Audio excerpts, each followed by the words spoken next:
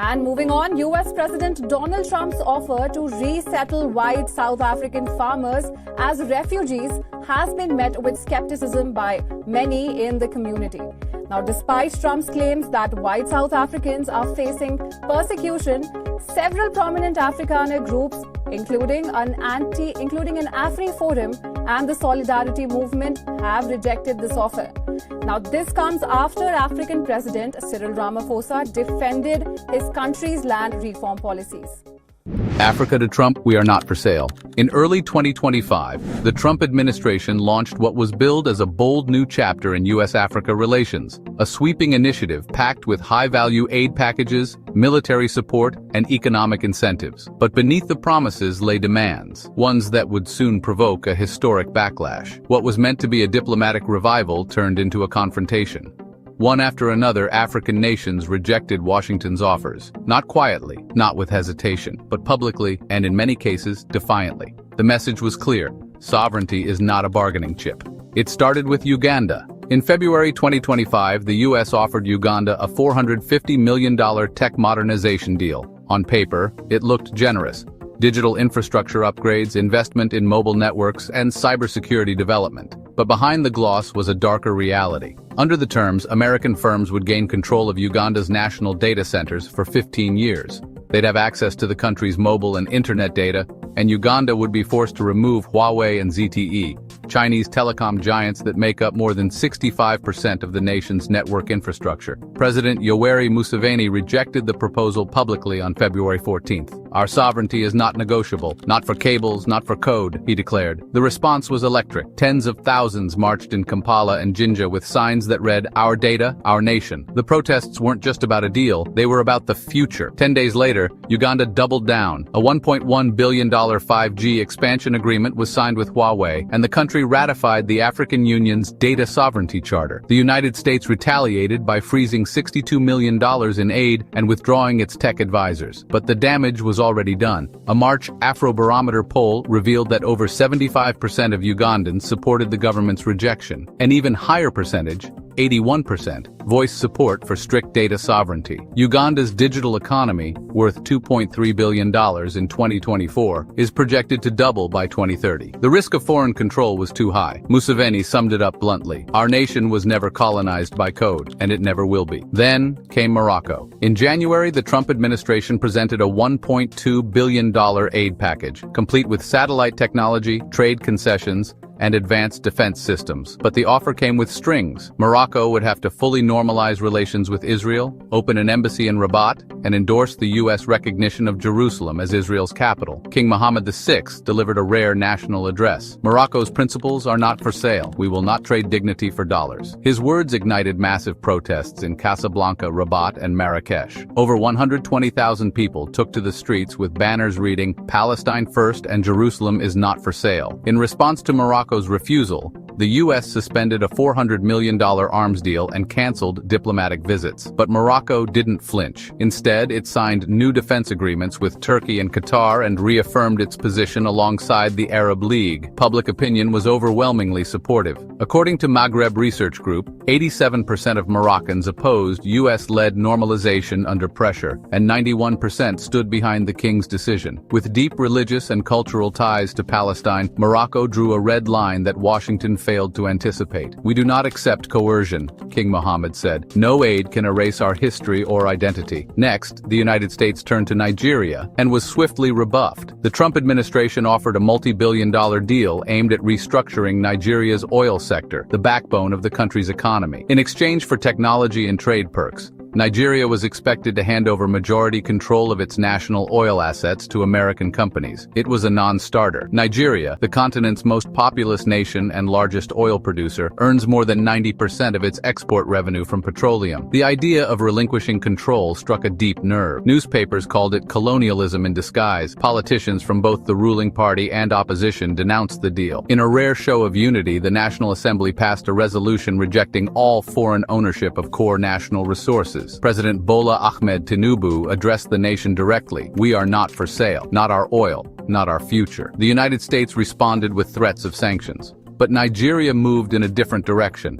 Within weeks, it signed a $2.4 billion energy partnership with a Chinese firm, and entered a trade agreement with Brazil. According to polling data, 81% of Nigerians supported the rejection. Nigeria didn't just decline an offer, it set a precedent. It showed the rest of Africa that saying no is possible and sometimes necessary. The shockwaves continued with South Africa. Washington's offer to Pretoria was massive: billions in trade benefits, access to United States military systems, and $3 billion in agricultural exports. But there was one condition. South Africa would need to leave BRICS, its strategic alliance with Brazil, Russia, India, and China. The response was immediate. President Cyril Ramaphosa stated flatly, "We are not pawns on anyone's chessboard." The proposal, South African officials said, was nothing more than an attempt to fracture the global South and isolate China and Russia. The backlash was swift and visible. In Cape Town and Johannesburg, protesters marched under banners reading "Hands off BRICS" and "No to economic blackmail." Parliament fast-tracked new legislation to deepen partnerships with BRICS nations. Soon after, South Africa announced a $1.8 billion energy deal with China and a logistics agreement with Russia. The United States retaliated with increased tariffs on South African steel and citrus exports, but it backfired. A March poll showed 76% of South Africans supported remaining in BRICS over accepting United States incentives. South Africa's response was about more than one alliance. It was about the kind of world order it wanted to help shape, one that values mutual respect over control. In just the first few months of 2025, 4 countries had turned their backs on Washington's proposals. Uganda, Morocco, Nigeria, and South Africa all faced different offers, different pressures, and different paths, but they all arrived at the same conclusion: no deal is worth giving up sovereignty. These weren't isolated rejections. They were part of a broader shift in the global balance of power, a signal that the old rules no longer apply. That influence isn't bought, it's earned. And Africa, long treated as a pawn in the games of great powers, is choosing something else entirely, its own path. The rejections continue. Africa redraws the lines. The Trump administration may have expected hesitation, but what it received was defiance. After early rejections from Uganda, Morocco, Nigeria, and South Africa, the dominoes continued to fall. Each nation told its own story. But across the continent, the chorus grew louder. Africa was not going to trade sovereignty for foreign favors. In early 2025, Kenya became the next flashpoint. Washington's offer was massive, a $3 billion development package focused on infrastructure. It promised roads, ports, railways, and highways. But the conditions stunned many in Nairobi. The U.S. demanded operational control over major infrastructure through private American contractors. Even more concerning was a clause granting U.S. courts jurisdiction over economic disputes, overriding Kenyan law. Kenya's opposition leader Raila Odinga called the deal economic occupation in disguise. Civil society groups mobilized almost overnight. Within 48 hours, over 200,000 people signed a petition demanding transparency. President William Ruto called a national press conference. "Our institutions are not for sale. Our laws are not negotiable," he declared. With that, the deal was dead. Rather than pause, Kenya pivoted. Within 2 weeks, it secured a $2.2 billion infrastructure loan from the African Development Bank and signed new agreements with India and South Korea. The alternatives came with no demands to undermine national control. A March 2025 Ipsos poll showed that 82% of Kenyans supported rejecting the U.S. offer. For the country, it wasn't just about economics. It was about agency. Algeria followed with one of the clearest messages yet. The Trump administration offered Algeria a $700 million counterterrorism package, including surveillance technology, satellite access, and AI-based intelligence platforms. But the conditions crossed a red line. The U.S. demanded real-time intelligence on neighboring countries, Libya, Mali, and Niger. Essentially, Algeria would be expected to act as Washington's regional proxy. President Abdelmadjid Tebboune didn't mince words. "We are not your informants." Within hours, the country's intelligence directorate shredded the agreement and expelled 2 American security advisors. Algeria has long maintained a strict policy of neutrality. Its intelligence services are among the most autonomous in Africa, and its military alliances lean more toward Russia and China than the West. So when the U.S. came knocking with strings attached, the door closed fast. Veterans, student unions, and legal experts united in condemnation. Public opinion was just as firm. Algeria suspended surveillance cooperation with Washington and canceled a scheduled high-level diplomatic visit. Instead, it signed an $11 billion cybersecurity deal with Russia and began discussions with the African Union to launch a Pan-African intelligence sharing platform, led by Africans. For Algeria, neutrality isn't just historical, it's policy. And it's not up for sale. Ghana's turn came shortly after. The Trump administration's $500 million aid package aimed to sweeten ties with Accra.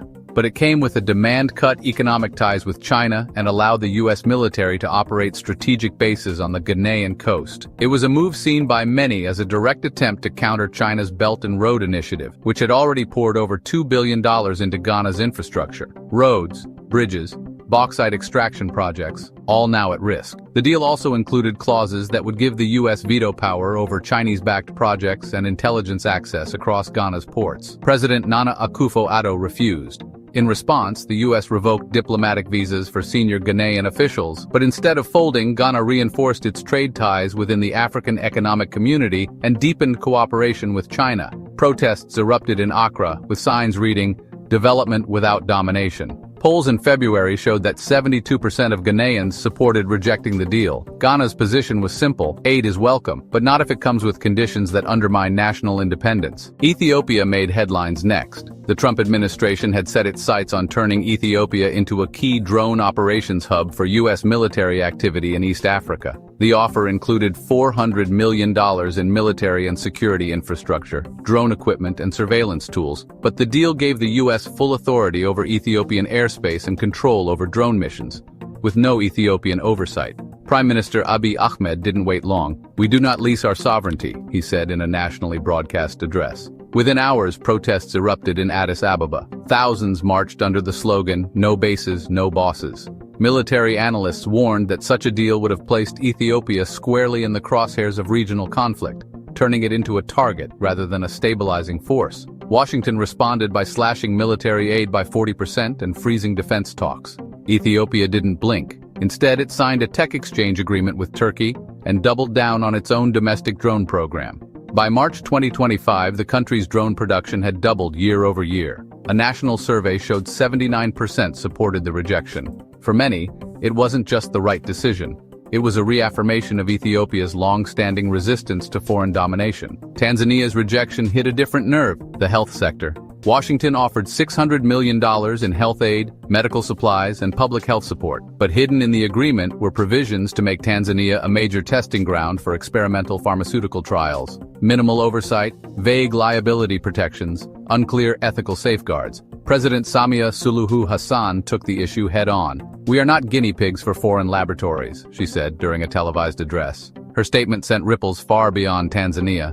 The backlash was immediate and deep. Civil rights groups, medical professionals, and human rights organizations rallied in Dar es Salaam. The country's dark memory of previous unethical drug trials loomed large, and Tanzanians were not willing to repeat history. Tanzania canceled the deal and pivoted toward regional cooperation. A new public health initiative with Cuba was launched. Plans were announced for a domestic vaccine and biotech research hub, funded in part by the African Union. By April, 77% of Tanzanians said they supported the decision. The country stood not just for its own health sovereignty, but for ethical reform and global medical partnerships. Angola sent perhaps the most strategic response yet. The U.S. presented a $5 billion infrastructure investment deal, roads, energy grids, a tech hub in Luanda, but the funding came with high-interest loans and a demand: Angola must cancel existing trade agreements with China and hand over exploration rights to U.S. energy companies. President João Lourenço didn't hesitate. "If you want exclusivity," he said in a televised address, "show us the money first." His remark quickly went viral. Angola, Africa's second-largest oil producer, holds 8.2 billion barrels in reserves. Over 60% of its oil already goes to China. The Trump proposal was viewed as an attempt to dislodge that existing relationship, without offering anything concrete. Within a week of rejecting the U.S. deal, Angola signed a $3.7 billion infrastructure and mining agreement with China, fully funded and already approved. A national survey showed that 79% of Angolans supported the pivot.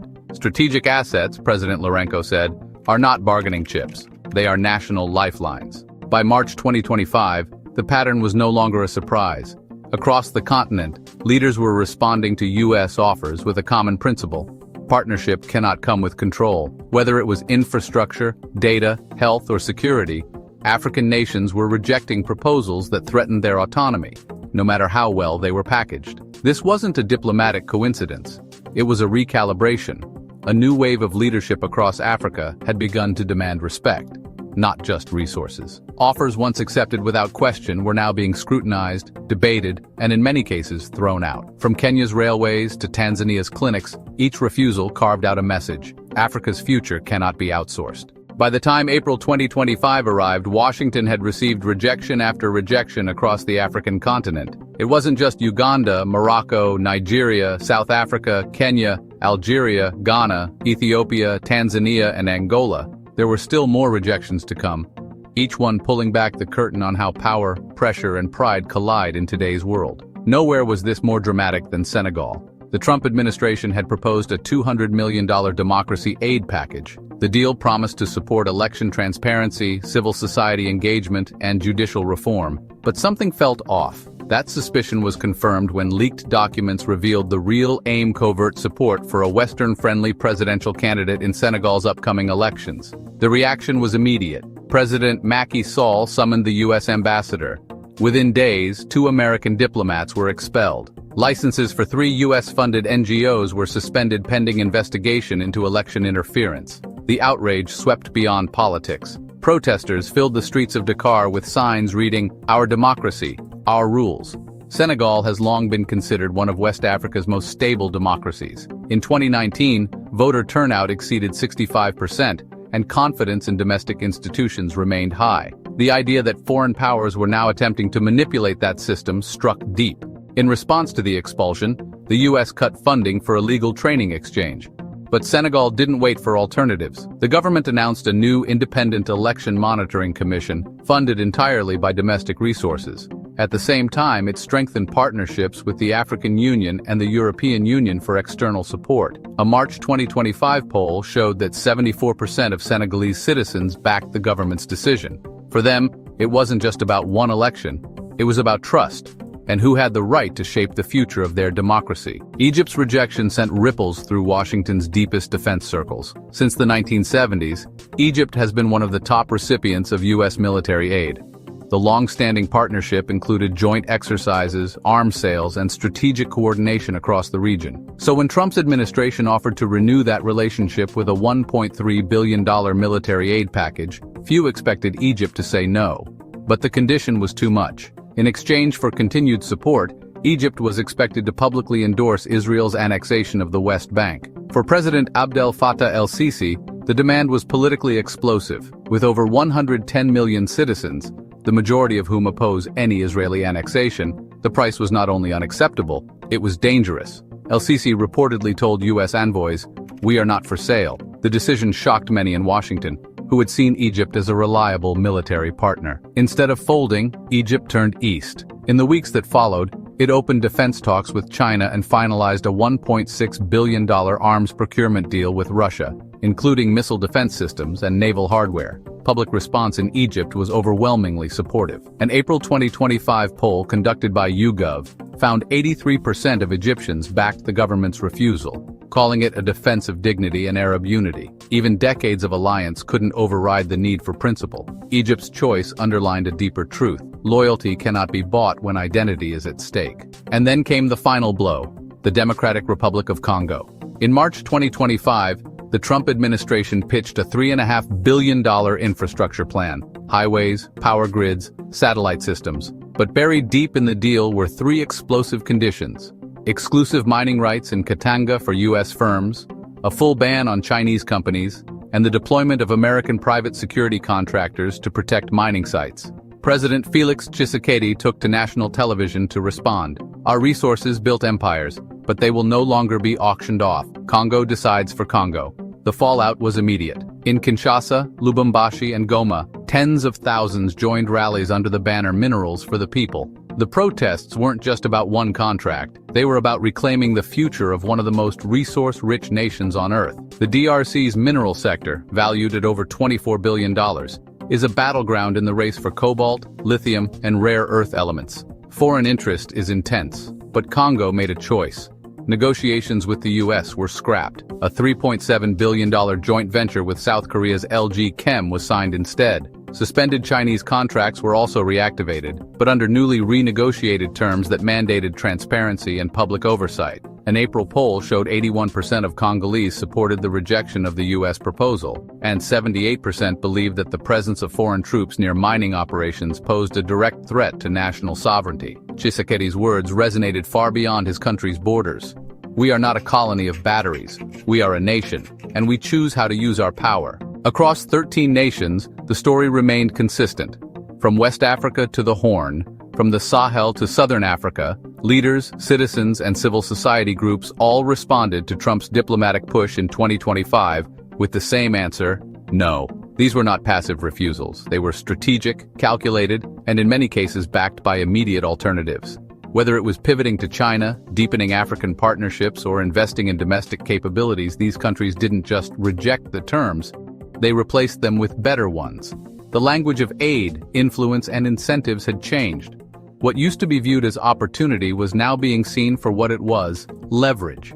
And the continent decided it was done playing by someone else's script. Washington's reaction has been mixed. Aid freezes, canceled diplomatic trips, tariff hikes, and veiled threats were all part of the response. But if the goal was to force compliance, the result was the opposite. In standing their ground, African nations sparked a global conversation. Not just about U.S. policy, but about how the global South wants to engage with the rest of the world, no longer as junior partners, not as charity recipients, but as equal stakeholders.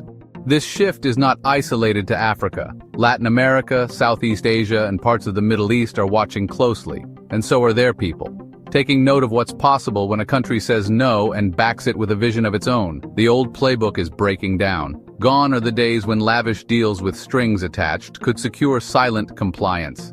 In its place, a new reality is emerging, one where trust is more valuable than cash, and respect holds more power than promises. In a single season, Trump's plan to dominate Africa met a wave of resistance that may well reshape global diplomacy for years to come. His offers didn't just fail, they exposed the limits of 20th century strategies in a 21st century world. 13 countries, 13 rejections, but one resounding truth: Africa is not for sale.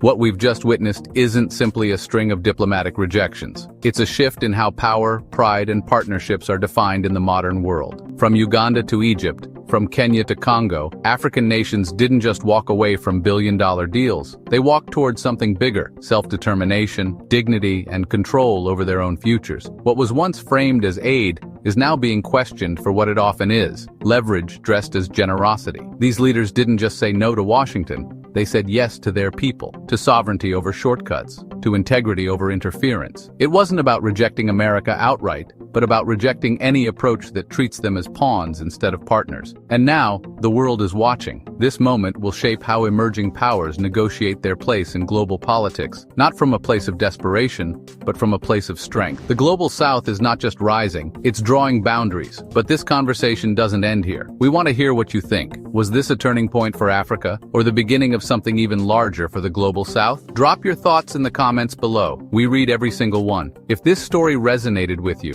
if you believe in a future where nations choose their own path without pressure, show your support. Like this video, share it, and don't forget to subscribe to Huge Battle so you never miss the stories they don't want you to hear. This is more than just news. It's the rewriting of the rules, and you're part of it. Thank you for watching.